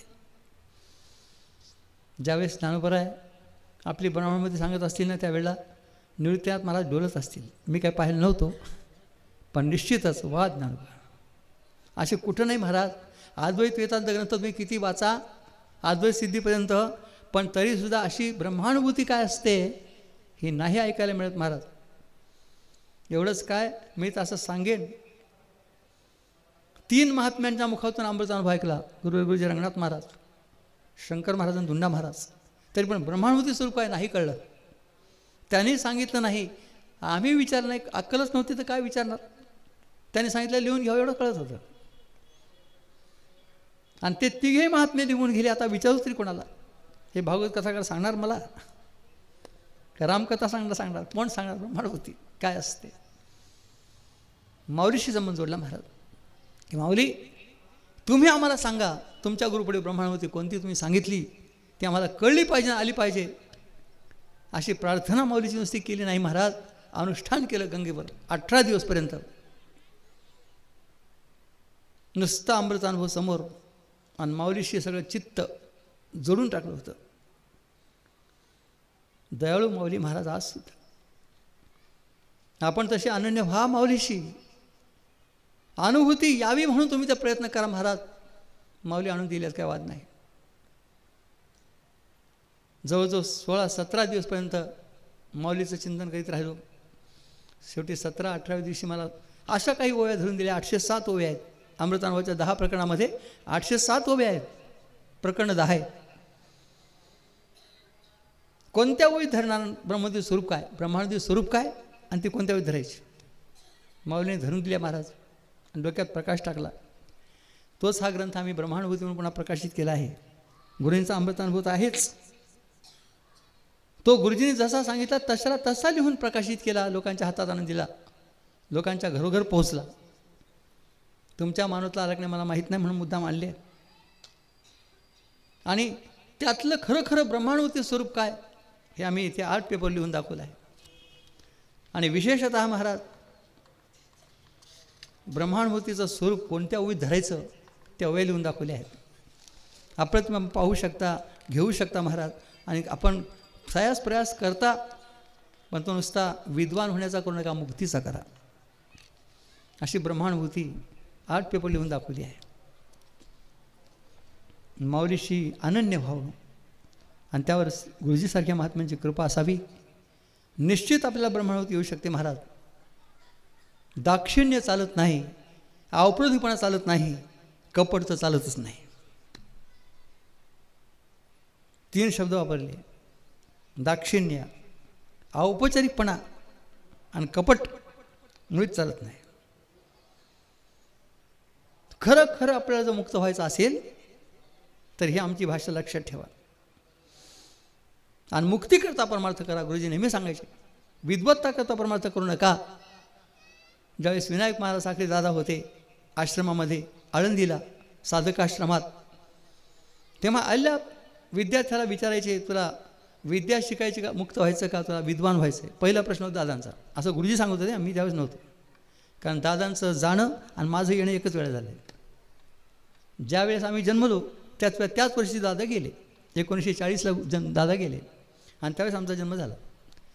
आमच्या घरी 3दा दादा आले होते म्हणे. आमच्या वडिलांनी आणलं होतं 3 वेळा दैठण्याला. मी जन्मलोच नव्हतं, मला काय माहिती. पण गुरुजी सांगायचे. दादाने आल्यावर पहिला प्रश्न विचारायचा साधक आश्रमात, तुला मुक्त व्हायचं का विद्वान व्हायचं आहे. विद्वान व्हायचं असेल तर आळंदीमध्ये पुष्कळ संस्था आहेत, तिथे जाऊन तू राहा. आणि जर मुक्त व्हायचं असेल माझ्या साधक आश्रमात राहा. असा दादांचा प्रश्न होता. मुक्ती करता परमार्थ अवश्य करावा. ज्ञानाती स्वयंप्रकाश ज्ञान, सत असत रहित सत, आणि सुख असुख रहित सुख, ही आहे ब्रह्मानुभूती. आणि अशी ज्याला अनुभूती येते तो आवाजच्या अव्यवहार्य होतो. मग तिथे सगळ्याचं खंडनच. शब्दाचा प्रवेश नाही, अज्ञानाचा प्रवेश नाही, अज्ञान विषयता नाही, ज्ञान विषयता नाही. अज्ञान खंडन 7वं प्रकरण, ज्ञान खंडन, वृत्तीचं खंडन, ज्ञानाचं खंडन नाही. वृत्तौ ज्ञानतो औपचारात सिद्धांत बिंदूमध्ये मधुसूदनाने म्हटलं आहे. आवाजचे चैतन्य ज्ञानस्वरूप आहे, पण त्याला वृत्तीचा संबंध आहे की ज्ञान नाव येत आहे. पुन्हा सांगतो ऐका, आवाजचे चैतन्य हे ज्ञानस्वरूप आहे, पण त्याला वृत्तीचा संबंध आहे की ज्ञान हे नाव येतं. आणि त्या ज्ञानात सगळे आपले व्यवहार चालतात. स्वयंप्रकाश ज्ञानस्वरूप आत्म्यामध्ये ज्ञानस्वरूपता तर आहे, पण व्यवहार नाही. त्यात व्यवहार होतो तो वृत्तीमध्ये होतो. ते वृत्तीत स्वरूपभूत ज्ञानाचा ज्ञान घेते, आपल्यात घेते आणि घटापटात ज्ञान करून देते. हे उष्ण ज्ञान ती आणते तुमच्यापर्यंत. कोण आहे? स्वयंप्रकाश ज्ञानस्वरूप आत्मा. आणि त्या आत्म्याचं स्वयंप्रकाश ज्ञान आणते ती वृत्ती सत्वगुणाची असल्यामुळे आपल्यामध्ये घेते आणि घटाचं ज्ञान करून देते. घट तमोगुणाचा आहे, तो मलिन आहे. पण मलिन तमोगुणाचा घट वृत्ती आपलं स्वतःचं सत्वगुण त्याच्यात घालते, तमोगुण नाहीसं करते. स्वच्छता संपादन म्हणतात त्याला, संबंधार्थ, स्वच्छता संपादनार्थ आणि आवरणभंगार्थ. आणि मग तुम्हाला घटाचं ज्ञान होतं. मुळामध्ये ज्ञान कुठे आहे? ओळखा महाराज. घटज्ञान पटज्ञान हे वृत्तिगत ज्ञान हे सुद्धा माणसाला बंध करतो आहे. स्वरूपभूत ज्ञान, आमचं ज्ञान हे स्वरूप आहे. ज्ञान ते स्वरूपे होऊन जायचे. आणि अशा स्वरूपभूत ज्ञानामध्ये मग ना तर तिथे वृत्ती उरते, ना शब्द उरतो, ना अज्ञान उरतं, ना ज्ञान उरतं. ज्ञानखंडन 8वं प्रकरण, अज्ञानखंडन 7वं प्रकरण आणि शब्दखंडन 6वं प्रकरण. कारण ज्ञान अज्ञान काही डोळ्याला दाखविता येत नाहीत, कपाळावर लिहिले नसतात. मग कळायचे कसे? शब्दानेच. एवं शब्द एक जीवने बापुडी ज्ञाने अज्ञाने 6व्या प्रकरणात उभी आहे. शब्द एक जीवन त्या ज्ञान अज्ञानाचं आहे. बापुडी ज्ञाने अज्ञाने. ज्ञानशब्दाला किंमत नाही, त्या वृत्ती ज्ञानाची नाही. ज्ञान म्हणलं की वृत्ती आणि अज्ञान म्हणलं की अविद्या, एवढंच लक्षात राहील. अज्ञान म्हणलं, ज्ञान म्हणलं की वृत्ती आणि अज्ञान म्हणलं की अविद्या. आमच्या स्वरूपात दोन्ही नाही. आमच्या स्वरूपात स्वरूपच आहे का वृत्ती आणि अविद्या आहे. कळतं का आमचं बोलणं? थोडं खोल बोलतोय ना. संस्कार असले तर कळेल तुम्हाला. आमच्या स्वरूपामध्ये ना अज्ञान आहे आणि ना वृत्ती आहे, म्हणून ज्ञानखंडन अज्ञानखंडन. आणि हे ज्ञान अज्ञान ज्याच्यानं बोललं जातं शब्दखंडन, त्या शब्दाचाच मुर्दा पडला आधी. 6वं प्रकरण. आमच्या स्वरूपात स्वरूप आहे, आवाजच्या व्यवहारी आहे. 5व्या प्रकरणात अमृत अनुभव संपला. पुढचे खंडनाचे 3 प्रकरण याच्याकरता आहेत. ते अनुभूतीमध्ये कोणताही प्रवेश नाही. शब्दाचा प्रवेश नाही, अज्ञानाचा प्रवेश नाही, ज्ञानाचा प्रवेश नाही. अशी ज्ञानादित स्वयंप्रकाश ज्ञानाची अनुभूती ज्याला आली, तो महात्मा तो मरत नाही, प्राण देतोपर्यंत राहतो. त्याला जीवनमुक्त म्हणतात. असा जीवनमुक्त ज्ञानोत्तर त्याचे विषय सेवन कसं होतं असा एक प्रकार दाखवला. आणि भक्ती कशी घडते हे 9व्या प्रकारात दाखवलं आहे. विषय सेवन कसं आणि ज्ञानोत्तर त्याचं भक्ती कशी घडते हे 2 बाजू दाखवून दिल्या आहेत जीवनमुक्त महात्म्यांच्या 9व्या प्रकरणामध्ये. महत्त्वाची ओवी ज्ञानबाईंची सांगून दाखवतो. तैसे भोग्यानी भक्ता म्हणून भोग्यानी भोगता दिस्याने देखत आहे सरले अद्वैता पुन्हा माझी सरले. आणि मग जशी अनुभूती तशी प्रतीती. जीवनमुक्त महात्म्याला अनुभूती व्यापक ब्रह्मस्वरूपाची आहे. तर आता जिकडे पाहो तिकडे व्यापक चैतन्याची प्रतीती आहे. त्या प्रतीती कशाची? उपाधीकडे पाहतच नाहीत, व्यवहाराकडे पाहतच नाहीत, त्रिपुटी उरलीच नाही. फक्त एक चैतन्यच दिसतं. जे जे दृष्टी दिसते ते हरिरूप. दृश्याचे वेगळे दृश्य दर्शवा वेगळे, वस्तू मात्र न्याहाळे आपणापाशी न्याहाळे. ज्ञानेश्वर महाराजांनी 65 सांगितलं आहे. चांगदेवाला आदेश दिला आहे. स्वभावे श्री शिवची असे, स्वभावे श्री शिवची असे, स्वभावे श्री शिवची असे, स्वभावे श्री शिवची असे. सगळं शिवस्वरूप अशा प्रकारचं. आपण सुद्धा शिव आणि सगळं शिवप्रतीती. जशी अनुभूती तशी प्रतीती जीवनमुक्त पुरुषाची असते. म्हणून तत्तत पदार्थावच्छिन्न चैतन्याची प्रतीती आहे, पदार्थाची प्रतीतीच नाही. पदार्थ आहेच कुठे? तुम्ही अजून विचार करून बघा. ज्यावेळेस आपल्याला अधिष्ठानाचं ज्ञान होतं त्यावेळेला कल्पित व्याजा भासला तो दिसतच नाही. त्याचं ज्ञानही राहत नाही, पदार्थ राहत नाही, फक्त रज्जूच राहते. रज्जू रज्जू झाली या गोचरू आभासता तो वेळा करू रज्जूच ऐसा निर्धार होई जेवी.